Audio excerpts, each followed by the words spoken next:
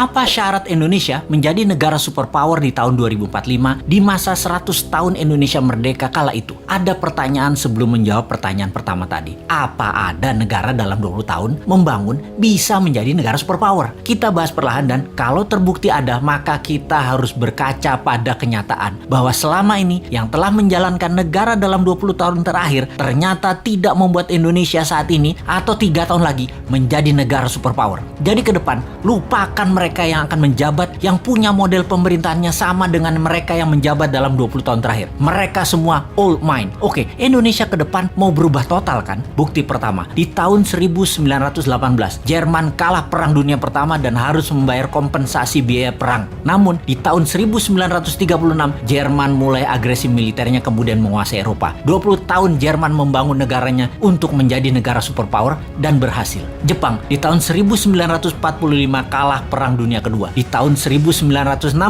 Olimpiade modern pertama di dunia diadakan di Tokyo. Dunia terkejut dengan kemajuan teknologi dan ekonomi Jepang hanya dalam 20 tahun. Itu bukti kedua. Tiananmen 1989, Tiongkok tumpah darah. Investor barat hengkang dari Tiongkok. Tiongkok di bawah Deng Xiaoping melawan dunia termasuk mengatakan Gorbachev goblok, dan sejak saat itu mereka menjalankan sistem moneter sendiri hingga di tahun 2008 Olimpiade Beijing. Dunia tersentak. Tiongkok menjadi negara sangat kaya hanya dalam 20 tahun. Ketiga itu terjadi dalam kurun waktu 20 tahunan membangun negaranya. Atau kalau kita mau tambah lagi termasuk bagaimana membangun Dubai, city country tersebut menjadi negara makmur hanya dalam 20 tahun. Kembali ke Indonesia. Bagaimana kita melihat Indonesia dalam 20 tahun terakhir? Siapa saja pemimpinnya? Apakah mau lagi dengan mereka-mereka dan orang-orang yang sepemahaman dengan mereka? Kita detailkan. Selama 20 tahun terakhir siapa yang menjabat? Mereka adalah 3 tahun Ibu Mega, 10 tahun Pak SBY, dan 7 tahun ini Pak Jokowi. Apakah dalam 20 tahun ini Indonesia seperti Jerman setelah Perang Dunia Pertama menjadi negara superpower? Apakah Indonesia menjadi negara maju modern seperti Jepang setelah Perang Dunia Kedua? Dan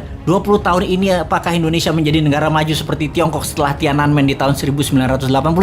Maka jawabannya adalah belum atau tidak tercapai sama sekali. Jauh dari cita-cita negara modern ala Jepang, negara kaya ala Tiongkok, negara superpower ala Jerman. Apa masalahnya? Karena memang tidak punya konsep bernegara yang mumpuni, yang terorganisir dalam jangka panjang dan kuat strategi bernegaranya baik di dalam dan di luar negeri. Kita tanya lagi, calon kandidat 2024 nanti, siapa yang punya konsep bernegara yang akan membuat Indonesia berdiri di atas kaki sendiri? Atau kita lihat lebih dalam, jangan-jangan kandidat yang ada hanya memirror 3 kandidat terakhir bernegaranya. Apakah sahabat mau ke depan dijalankan pakai cara deket-deket dengan model bernegara 3 presiden terakhir? Rasanya dapat dipastikan Indonesia akan stagnan jalan di tempat. Kita bukan menyalahkan 3 presiden terakhir tersebut, namun mereka sudah menjalankan negara menjadi seperti saat ini dan tetap utuh. Itu hebat. Namun ke depan kita ingin lebih berdaulat lagi, bukan? Beranikah bangsa Indonesia melakukan sesuatu yang baru, yaitu pilih yang bukan mirip-mirip rejim 3 presiden terakhir? Adakah kandidatnya? Sungguh, sekali lagi kita tanya, maukah pemimpin baru yang punya tim baru yang segar, yang berbeda, dan berani melawan arus utama perpolitikan lokal serta internasional, atau tetap memilih mereka yang saat ini ada di dalam etalase yang semuanya memirror 3 presiden terakhir di Indonesia? Kalau saya pribadi, saya capek dengan yang ada. Akan terukur sekali pencapaiannya kalau kira-kira dengan para kandidat yang ada saat ini. Bagaimana menurut sahabat? Siapa yang bisa membuat Indonesia menjadi negara superpower di tahun 2045 itu?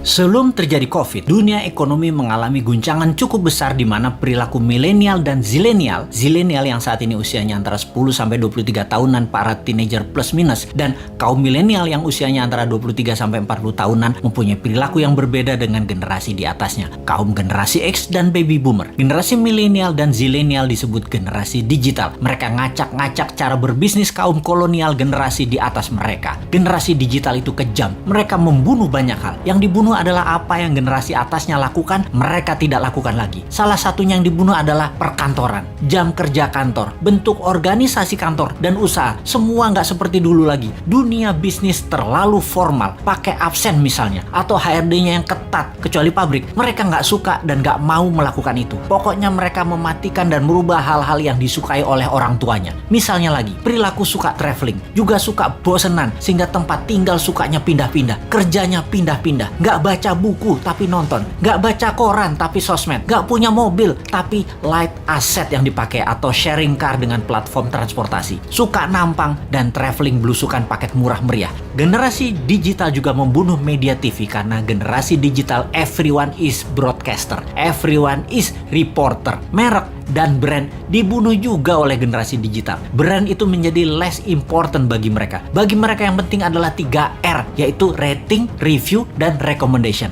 Lalu masuk masa COVID. Mendadak dunia bisnis menjadi harus digital. Tepatnya dipaksa menjadi digital. Dipaksa jualan lewat platform marketplace. Dipaksa jualan lewat iklan di sosmed. Dipaksa menggunakan gadget di tangan bisnisnya. Dunia UKM Indonesia tidak banyak yang siap. Tidak banyak yang paham. Dan dunia bisnis selama pandemi yang tidak janji kapan berakhirnya, kapan herd immunity-nya tercapai, tidak tahu kapan dunia terbebas dan menyelesaikan pandemi ini, maka dunia brick and mortar, dunia bisnis bata dan semen menjadi terancam. Apa saja dunia bata dan semen itu? Seperti gedung sekolah, tempat wisata, hotel, ruko, mall, perkantoran, crowd gather event seperti bioskop, konser, sport event, musik event, MICE, semua menjadi menggantung bisnisnya. Dibuka nggak terlalu untung, ditutup pasti rugi. Bisnis semen dan bata karena pandemi, pengunjungnya dan aturannya sering on off. Akhirnya mereka harus segera pivot. Hiburan pindah ke rumah, pindah ke tangan, pindah ke gadget. Pokoknya semuanya pindah ke digital. Inilah masa killing time bagi bisnis yang tidak bisa pindah ke digital. Bagi yang lambat beradaptasi, siap-siap gulung tikar. Catatan ya, COVID akan berada bersama kita selamanya. Pandemi biologi ini tidak akan selesai karena bisa saja bukan hanya virus ini mutan, namun virus lain lagi terjadi yang selama ini diam-diam saja lalu terancam dengan adanya vaksin, maka mereka kemudian melakukan mutasi. Flu bisa menjadi virus yang mematikan, bisa saja terjadi. Ebola, SARS, AIDS, semua bisa bermutasi dengan vaksin di tubuh manusia. Siapa yang tahu?